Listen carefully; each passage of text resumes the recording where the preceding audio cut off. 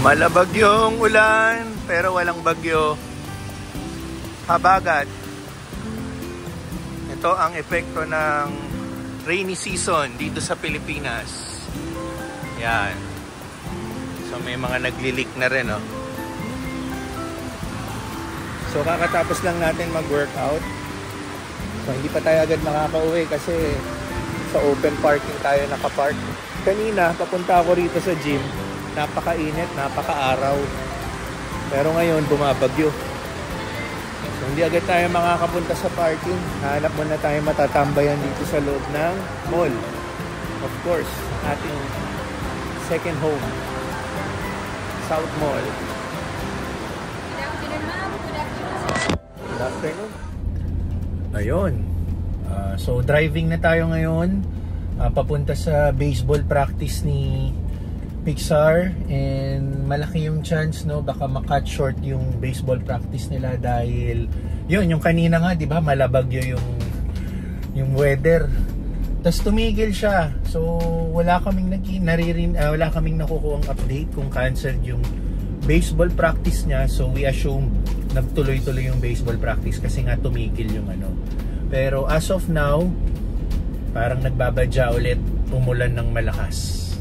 So umalis na tayo agad ng maaga para mag-prep lang tayo just in case ma-cut short yung baseball practice ni Pixar. At least nandun na tayo sa area. So ayun, over etong darating na weekend, meron na silang baseball game. Alamin ko lang yung details, pero I think dito lang ulit sa Muntinlupa area. And now, meron lang pala akong gustong i-share. Nakalimutan ko i-share. Hindi naman nakalimutan. Intention ko talagang hindi muna i-share. So ngayon naalala ko, i-share na natin. Nangyari to last August 15 pa. A day after nung naging birthday celebration ni Pixar. So kaya ako hindi muna shinare is because gusto ko munang makita paano mag-turn out yung nangyari. And ngayon nasa almost actually may resolution na. Nagkaroon na tayo ng resolution.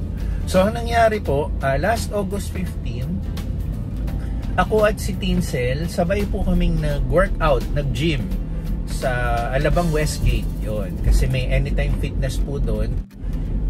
Sometime morning yon, mga before lunch, no. Nag-workout kami for about 1 to 1 hour 30 minutes. Pagtapos nun, pabalik na kami sa parking. Ang dala po naming kotse, itong eksaktong dala ko, itong Toyota Innova. Habang papunta ako sa kotse, ganun din si Tins. Yung time na yun, sobrang init, tirik ang araw, magla-lunch time. So, ang tendency, init na kami sa open na gusto na namin makapasok ng kotse. Dire-diretso lang kami dito sa kotse. And then, yung katabing kotse namin, which is SUV siya, brand new na SUV pa, brand new. Binaba niya yung bintana niya, and then yung papasok na ako dito sa kotse, bigla niya akong kinausap na, "Sir, good morning," ganyan. Kinonfirm niya lang, no, "Sir, sa inyo po ba yung kotse?" Ganyan. So sabi ko, "Opo, sa amin, kaming gumagamit nito," ganyan. So bumaba na siya, kinausap na kami ng personal, and then sinabi niya na, "Sir, pasensya na kayo, nasagi ko yung kotse niyo. May damage." Yan. Nagulat ako, sabi ko, may damage ba? Hindi ko nga napansin kasi dire-diretso nga kami diba sa kotse, gawa ng naiinitan na kami sa weather. Honestly, hindi ko talaga napansin. And even si Tinsel, no? So, pinakita niya yung damage. Ang damage is nandito sa driver side ko, sa harapan, sa ilalim ng headlight. Yung tuloy-tuloy ako, hindi ko talaga napansin. So, sinabi niya, nasagi ko, yung palabas na siya ng parking, yung pag-turn niya ng right, tumama yung passenger side niya. So, tinamaan yung bumper ko sa harap, sa ilalim ng headlight, medyo lumubog, papasok. Yun, parang nayupi, papasok. Yun yung naging damage. Sinabi niya, na yun nga, nagpasensya siya. Sabi niya, "Sir, pasensya na, nasagi ko, and willing naman akong bayaran yung damages, ipagawa yung damages." Yun, yung reaction namin, una nagulat, pero at the same time, okay naman kami, hindi naman kami nagalit, hindi naman kami na-upset.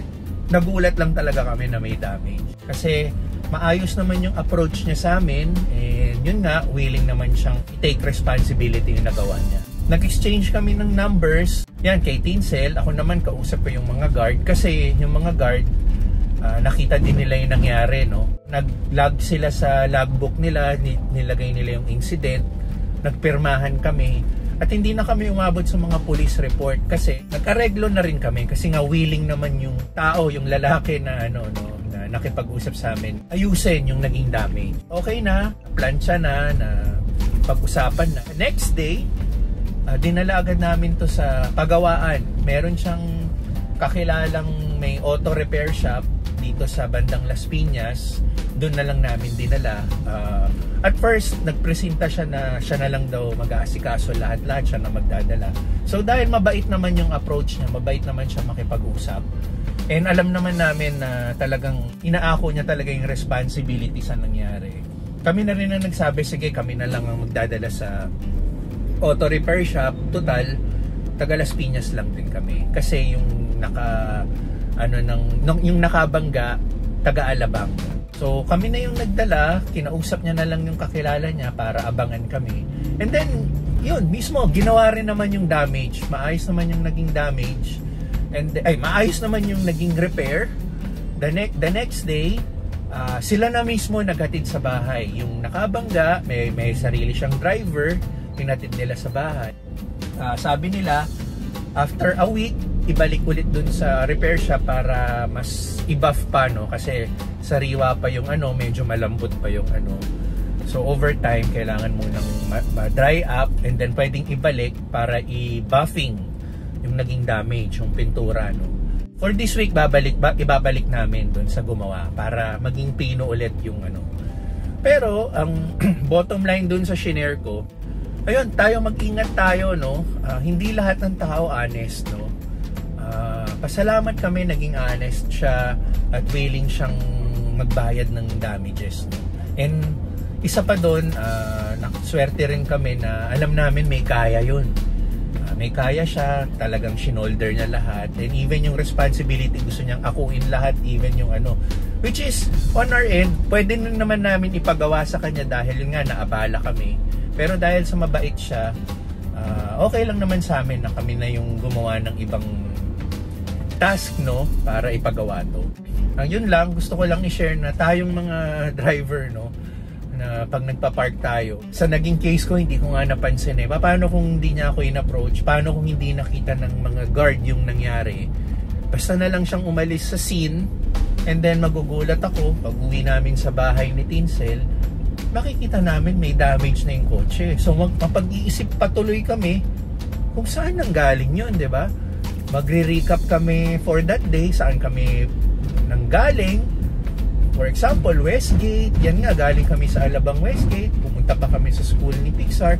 Aalamin namin lahat kung mag-iimbestiga pa kami saan nagmula, no? And then kung saan nagmula, kailangan pa tayong kumausap ng iba't ibang mga tao. Yun nga, pasalamat tayo na okay makipag-usap yung nakaabala, na pag-usapan naman ng maayos, and then yun, okay na, 'di ba? So kaya ako sinishare. Tapos napagtanungan ko rin dun sa Alabang Westgate na wala pala silang CCTV. Paano kung hindi naging honest yung umalis na lang siya? Paano natin mahahanap sinong nakabangga? Baka napagbuntungan pa natin yung management ng Westgate na bakit wala kayong CCTV, naniningil kayo ng ganyan-ganyan. Pero in reality, mahirap nga pala yun, no? Wala silang CCTV. Kung ako pala nakabangga, aware na ako, wala silang CCTV sa area, and walang nakakitang gwardya, pwede ko palang gawing tumakas, no? And then bahala na yung nabangga ko, no? Which is unfair naman yun, di ba? Kawawa naman. Ang aral dyan, una, pagsakay nyo ng kotse nyo, kung mag-effort lang tayo ng ilang segundo, ikutan natin yung kotse natin, tignan natin kung may damage, para bago tayo umalis, alam natin na walang incident na nangyari. Yun lang, ang hirap, no? Napaka-importante talaga, no? Pagiging honest mo. Well, hindi rin naman natin masasabi kasi nga nandun yung mga gwardya, nakita nila. So who knows, no, kung wala dun yung gwardya, hindi rin natin masasabi kung tatakasan tayo o hindi. Pero sa pagkakakilala ko naman dun sa